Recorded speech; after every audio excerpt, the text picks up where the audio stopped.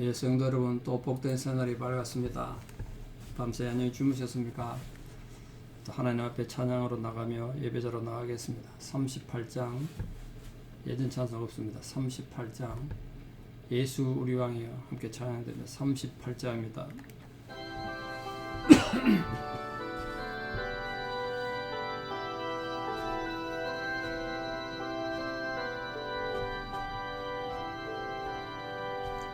예수 우리 왕이여 이곳에 오셔서 우리가 왕께 드리는 영광을 받아 주소서. 우리는 주님의 백성, 주님은 우리 왕이라. 왕이신 예수님 오셔서 좌정하사 다스리소서. 예수 우리 주시여 이곳에 오셔서 우리가 주께 드리는 찬양을 받아 주소서. 우리는 주님의 종들, 주님은 우리 주시라. 주 대신 예수님 오셔서 이 찬양을 받아주소서. 아멘. 함께 신앙 고백 드리겠습니다. 나는 전능하신 아버지 하나님 천지의 창조주를 믿습니다.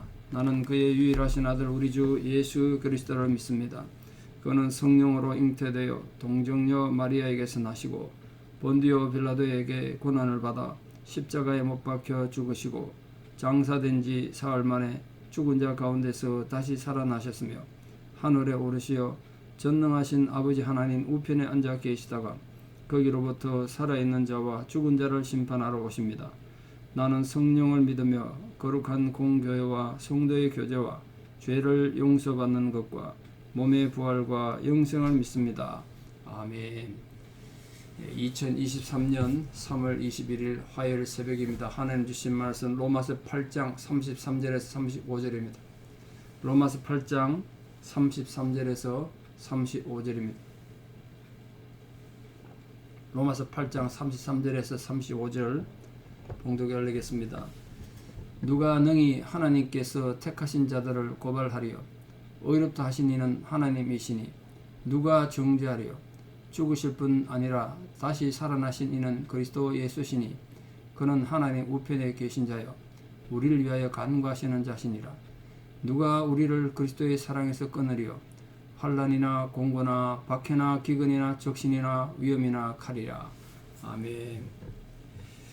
오늘 바울은 고난 속에 살아가는 이 세파에 시달리며 살아가는 우리 모든 성도님들을 향해서 네 가지 중요한 질문들을 제기해서 그 고난 가운데서도 그래도 우리들은 하나님의 사랑을 잊고 살아가는 하나님의 특권을 가진 백성들이다. 그걸 강조하면서 위로하고 있습니다.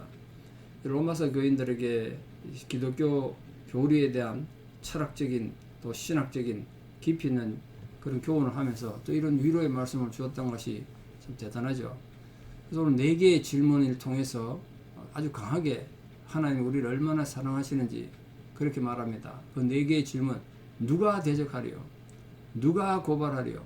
누가 정죄하리요? 누가 끊을 것인가? 이 질문의 가장 핵심적인 질문은 첫 번째 질문, 누가 우리를 대적할 것인가? 이 질문이죠.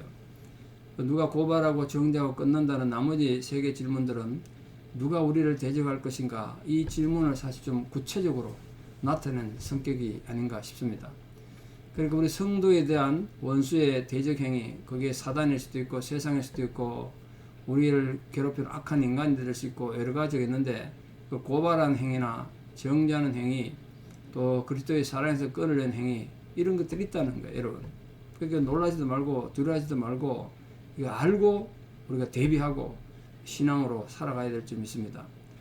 특히 여기서 고발과 정죄는 재판이 이루어진 순서 아닙니까? 고발이 있으면 검사가 기소할 것이고 판사가 이제 판결하겠죠. 그게 정죄입니다. 판결의 정죄. 그리고 그리스도 사랑에서 끊어지는 것은 판결의 형벌을 시행하는 거죠. 감옥 가는 것처럼 판사의 판결의 정죄의 재판을 통해서 예수 그리스도에게서 끊어지는 거예요. 사랑에서 끊어지는 거. 그런 벌을 받았다는 거예요. 그러나 이 모든 대적 행위가 결국은 완전히 수포로 돌아갈 수밖에 없음을 바울이 선언해요. 왜냐하면 아무 피조물이라도 우리 주 예수 그리스도 안에 있는 하나님 사랑에서 우리를 끊을 수 없기 때문이다. 놀라운 고백 아닙니까? 앞으로 우리 계속해서 하나님 사랑에서 우리를 결코 끊을 수 없는 하나님의 약속을 보게 될 것입니다. 먼저 누가 고발하리요? 이 질문의 의미를 좀 보겠습니다. 이건 재판의 처음 단계죠. 누가 고발하면 검사가 그 죄의 혐의를 찾아서 피의자를 재판에 기소하는 걸 말합니다. 기소. 사단이 검사 역할을 한다는 거예요. 오늘도 하나님 앞에서 사단이 우리를 고발하고 검사한다는 거예요. 그 욥기에도 보면 그런 게 있지 않습니까? 사단이 하나님 앞에 가가지고 욥을 고발했지 않습니까? 사단과 그 하수인들은 끊임없이 우리 성도들이 신앙 고백하고 내가 하나님 사랑합니다 그 고백과 실제로 그렇게 못 살잖아요. 신앙 고백과 행함 사이에 모순이 있죠. 위선적이에요. 그걸 갖다가 고발하기 바쁩니다. 그러나 그런 고발들은 결코 그 목적을 성취하지 못할 것이다. 왜냐하면 다윗이 시편 51편 자기의 간음죄에 대한 회개의 시편에서 모든 죄는 그것이 비록 타인들에게 영향을 준다고 해도 결국 죄는 누굴 향한 거냐면 하나님 대하신 거예요. 하나님을 향하여. 그래서 다윗은 내가 주께만 범죄하였나이다 이렇게 고백한 거예요. 사람에게 지은 죄, 살인죄 이게 결국은 하나님을 향한 죄라는 거예요. 그러니까 우리의 모든 죄의 주도권은 하나님이 지고 있습니다. 그런데 궁극적으로 하나님께서 만약 우리의 죄를 사해 주신다면 사단의 송사는 허사로 끝날 수밖에 없죠. 그래서 오늘 바울이 특히 우리 성도들을 하나님이 택하신 자라고 표현함으로써 사단이 하는 이 송사 고발이 법적으로 아무런 의미가 없다. 그걸 말하는 거예요. 왜냐하면 하나님 우리 죄를 없애 주셨으니까. 그러나 오늘날도 사단은 대적자들의 입을 통해서 또 여러 가지 어려운 환경을 통해서 우리 성도들의 연약함을 또 어리석음을 참수하고 고발하고 실족하도록 계속 유도합니다. 그래서 우리들은 우리가 연약함에도 불구하고 오직 은혜로 말미암아 하나님 자녀로 예수의 제자로 택함 받았다는 사실을 기억하고 그 사단의 참수를 물리쳐야 돼요. 어떤 악한 영들의 공격에도 조정당하시면 안 되고 위축되지 말고 물리치십시오. 예수 이름을 물러가라 하십시오. 여러분. 우리 잘 알다시피 마틴 루터도 실제로 그 엄청난 스트레스 받고 언제 죽을지 모르는 그런 상황이 되니까 그 사단이 또 참수합니다. 뭐 천주교에서 루터를 죽이려고 하는 그런 것도 힘들었습니다만 루터를 정말 힘들게 한 건 자기 내면에 있었습니다. 너도 죄인이잖아. 이게 막 루터가 괴로운 거였어요. 너도 죄인인데 너 같은 죄인이 어떻게 종교개혁을 하냐. 사단이 루터를 그렇게 마음을 괴롭힌 거예요. 루터의 자서전이 나와요. 그때 루터가 이렇게 고백해요. 그래 나는 네가 참수하듯이 흉악한 죄인이 맞다. 그러나 하나님께서는 그럼에도 불구하고 내가 죄인임에도 불구하고 나를 죽기까지 사랑하셨다. 그렇게 사단을 물리쳤다는 거예요. 우리 모든 성도님들도 여러분 마음속에 죄책감이 들고 절망이 오고 힘들 때 주 예수 그리스도 이름으로 물러가라 이렇게 외치셔야 돼요. 왜? 내게는 문제가 많은 거 맞아. 내 죄인인 거 맞아. 그래도 하나님은 그럼에도 불구하고 우리를 사랑하셨다는 것. 그게 성경의 약속이니까요. 우리는 그 힘으로 사는 겁니다. 그러니까 누가 정죄하겠냐. 거기에 대해서 바울이 강조하는 거 아닙니까? 누가 우리를 정죄할 수 있냐. 바울은 이 질문을 통해서 우리 모든 성도님들이 어렵게 된 것이 바로 우리들의 행위나 의로움에 의해서가 아니라 예수 그리스도의 구속 사역으로 말미암아 우리가 의롭게 됐기 때문에 누가 정죄하겠냐. 하나님 우리를 죄 없다고 하셨다는데 그 말입니다. 34절에 고백했다시피 예수님은 죽어오셨을 뿐 아니라 다시 살아나신 이는 예수 그리스도시다. 예수님 우리 죄를 위해 십자가 죽으셨고 우리의 영생을 주시기 위해서 부활하셨단 말이에요. 거기에 더해서 지금 뭐라고 그랬나 보세요. 그는 하나님 우편에 계셔서 우리를 위해서 중보하며 기도하고 계신데 지금도. 전 이 표현 참 좋아요. 예수님 지금도 하나님 우편에서 우리를 위해서 기도하신대요. 이렇게 설교하는 박 목사도 얼마나 실수가 많고 허점이 많습니까? 미안하고 죄송하고 죄인이라는 의식을 떨칠 수 없죠. 근데 저는 그거 생각해요. 하나님 보좌 우편에서 예수님이 얘기하신다니까요. 하나님 저 박 목사 엄청 실수했는데 저를 봐서 용서해 주십시오. 내가 저 친구에서 십자가에 죽었습니다. 그렇게 한다니까요. 우리 모든 성전에서 그렇게 중보 기도하고 있다니까 얼마나 감사합니까? 우린 그 힘으로 사는 거예요. 이처럼 그리스도의 완벽한 구원의 능력, 구속 사역으로 말미암아서 우리 성도들의 죄 문제는 완전히 해결된 겁니다. 그러므로 하나님께서 우리 성도들을 의롭다고 판결하심도 바로 어떤 우리의 어떤 선한 행위, 착하게 된 행위가 아니라 바로 예수 그리스도의 완전한 구원 사역에 의해서 된 거예요. 그러므로 누구든지 그리스도를 믿고 그의 십자가를 붙잡는 자들은 어떤 누구에게도 정죄받지 않는 겁니다. 정죄받을 필요가 없습니다.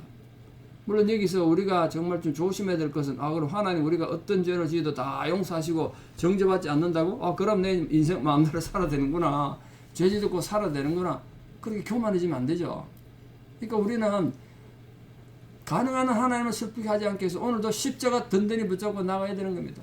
그리고 조금 전에 드린 찬양처럼 예수 우리 왕이요 그렇게 고백하며 나가는 거예요. 그리스도 앞에 겸손히 무릎 꿇는 자세를 가지고 항상 내가 주님을 의지하고 있는가 그걸 돌아봐야 되죠. 가능하면 죄 짓지 말아야 되죠. 그리고 성도님들이 환난을 당하는 것에 대해서 또 그를 사랑하시는 것과 어떤 관계 있다고 지금 말했는가. 35절 보세요. 누가 우리를 그리스도의 사랑에서 끊으려 환난, 공고, 박해, 기근, 적신, 위험, 칼 여러 가지 지금 위험을 말하고 있지 않습니까? 어떤 사람들은 그래 생각할지 몰라요. 하나님을 믿는다고 하는데 저 집안 왜 저렇게 우환이 끊이지 않냐. 저렇게 수치스러운 환난을 당하는가. 저런 어려움을 당하는 거 보니까 하나님이 은혜를 안 주시나 보다. 예수님이 저 사람을 사랑하지 않는가 보다. 이렇게 말할지 몰라요. 여러분 그런 논리를 만약 타당하다면 예수님께서 십자가에 못 박혀서 돌아가시는 건 그때 그 순간에 하나님의 사랑이 끊어진 상태입니까? 하나님의 사랑이 없어서 예수님 십자가에 돌아가셨습니까? 아니에요. 오히려 예수님께서 억울한 십자가에 돌아가심으로 인하여 그 구원을 통하여 더욱 하나님의 사랑을 받게 됐다니까요. 그게 요한복음 주제란 말이에요. 그러니까 결코 성도가 당하는 환난이 하나님의 사랑이 식어졌으나 하나님께 버림받아서 고난당한 게 아니라는 걸 절대 잊지 마십시오. 오히려 하나님께서 우리 성도들의 신앙을 인정하고 사랑하시기 때문에 고난당할 수도 있어요. 그게 가장 중요한 대표적인 정인이 욥 아닙니까? 욥이 무슨 잘못에서 그런 고난을 당했습니까? 뜨겁게 하나님을 사랑하는 자였지만 사단의 참수로 그런 고난당할 수도 있었어요. 그래서 바울은 결론적으로 말합니다. 누가 우리를 그리스도의 사랑에서 끊으리요? 아무도 끊을 수 없다. 우리를 그리스도의 사랑에서 끊으려고 하는 자들은 우리를 고발하고 정죄하고 그 다음 단계가 이제 사단의 공세죠. 넌 너 같은 인간 예수 사랑하겠냐? 너는 하나님 사랑하지 않는다? 그렇게 우리를 예수 사랑에서 끊어지게 만들려고 하는 거예요. 우리 마음에 하나님의 사랑이 사라지고 예수님이 나도 사랑하지 않는가? 이런 절망이 들면 인생 정말 위험해지는 거예요. 절대로 그런 마음 드시면 안 돼요. 욥의 경우도 보세요. 사단은 하나님 앞에서 욥을 송사하고 정죄한 뒤에 욥에게 온갖 고난을 다 갖다 줬습니다. 그 고난을 준 이유가 뭡니까? 욥으로부터 하나님에 대한 사랑을 끊으려고. 욥 스스로 하나님 나를 사랑하지 않으니까 전 재산 날리고 자식들 열매 한꺼번에 다 죽고 내 몸에는 악성이 종기가 나서 이렇게 힘들구나. 하나님 정말 나를 저주하시고 하나님 나를 정말 미워하시나 보다. 더 이상 하나님 나를 사랑하지 않는가 보다. 그렇게 절망시키려고 하나님 사랑에서 끊으려고 사단을 공개한 거예요. 그리고 욥기에서 보다시피 사단은 성도에게 환난을 가져줄 수 있는 능력이 있는 거예요. 물론 그 하나님 허락하였으면 가능한 겁니다. 사단이 전지전능해서 우리에게 권한 주는 거 아니죠. 하나님 허락하시는 하에서 가능하다는 거. 물론 욥 입장에서 몰랐지 않습니까? 이게 뭐 하나님 허락해서 오는 건지 알 수가 없었죠. 전 재산 한순간 날리고 자식 10명이 한꺼번에 다 죽고 자기 몸에 심각한 피부병이 돌아서 힘들고 어려운 상황에 이해 못했죠. 그래도 욥이 끝까지 놓치지 않았던 것. 이런 상황이 있어도 하나님은 여전히 나를 사랑하신다. 그 마음을 놓치지 않았단 말이에요. 그래서 욥을 공격했던 모든 사단의 시도는 실패할 수밖에 없었습니다. 하나님이 욥을 사랑하시는 그 사랑에서 사단이 결코 욥을 끊을 수 없었습니다. 오늘도 마찬가지입니다. 하나님 나를 얼마나 사랑하시는지 그 사랑을 절대로 놓치지 말고 어떤 사단의 공격과 또 어떤 위협을 당하더라도 어떤 유혹을 당하더라도 어떤 수치를 당하더라도 우리는 끝내 하나님이 나를 사랑하신다. 그럼에도 불구하고 하나님 나를 사랑하신다는 그 담대한 믿음과 하나님에 대한 굳건한 신뢰를 통해서 우리 오늘도 하루를 믿음으로 승리하고 하나님 앞에 마음껏 찬양하는 거룩한 성도들 다 되시기를 진심으로 축원합니다. 기도드리겠습니다. 아버지 하나님, 하나님께서 우리를 지극히 사랑하심에도 불구하고 우리가 고난을 당할 수도 있고 세상에서 예기치 못한 비극을 겪기도 합니다. 인간은 연약해서 그럴 때마다 하나님 나를 잊으셨는가? 하나님 나를 버리셨는가? 내가 하나님께 저주를 받았는가? 그런 하나님에 대한 사랑이 위협받을 때가 얼마나 많은지 모르겠습니다. 그러나 오늘 주의 종 바울을 통하여 주신 이 귀한 말씀을 통해서 우리가 다시 고백합니다. 우리가 어떤 환난이나 공고나 기근이나 적신이나 위험이나 칼에 고통을 당할지라도 예수 그리스도 사랑에서 결코 끊을 수 없음을 고백합니다. 우리가 그 믿음으로 모든 고난과 환난 가운데서 더욱 든든히 서서 하나님 백성으로 위대한 승리를 이루는 모든 성도들에게 도와주시옵소서. 지금 그런 환난과 고난 가운데 있는 자들의 특별히 하나님의 위로와 격려의 말씀이 구체적으로 주어지는 은혜가 있게 하여 주시옵소서. 이제는 우리 주 예수 그리스도의 은혜와 하나님 아버지의 망각하신 사랑과 성령님의 위로 교통 역사하심이 오늘도 하나님 나를 지극히 사랑하신다는 그 신앙의 고백과 확신으로 승리하기를 결단하는 사랑하는 성도님들의 신앙의 고백 위에 또 우리 사랑하는 모든 자녀들 삶 위에 이제부터 영원토록 함께 하시옵기를 간절히 축원합니다. 아멘. 여러분 오늘 하루도 이 믿음과 이 확신으로 승리하는 복된 하루 되시기를 축원합니다. 내일 또 뵙겠습니다. 감사합니다.